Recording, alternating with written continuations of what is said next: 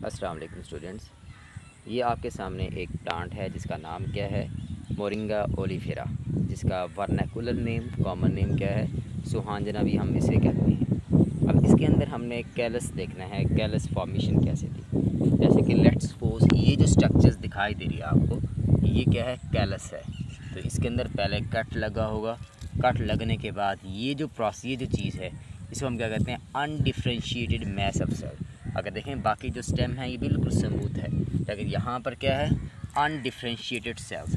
और यहाँ पर एक ज़ख़म लगा था, वाउंड लगा था, जिसकी वजह से इधर क्या हुआ, अनडिफ्रेंशिएटेड मैस ऑफ सेल, ठीक है, इकट्ठे हुए।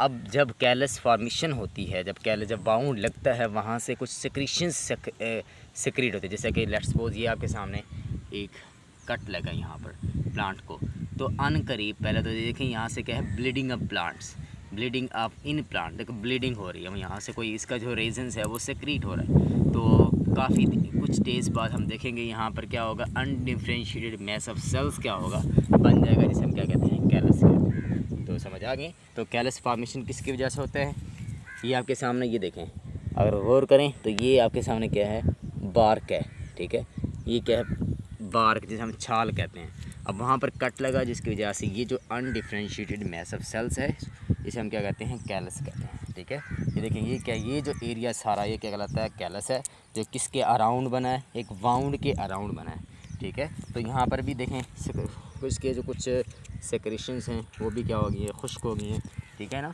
तो इसको आपने सच ऐसे देखना है।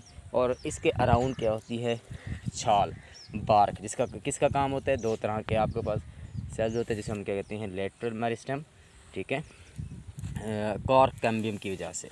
और दूसरा अगर देखा जाए, ये जो केमिकल्स रिलीज़ हुए हैं ये किसकी वजह से हुए, दो तरह के आपने सेकेंडरी जाइलम देखे थे।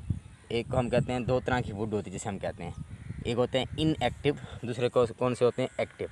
जो एक्टिव होंगे वो तो इनसाइड होंगे, ठीक है ना, जो इनएक्टिव हैं वो आउटसाइड हैं।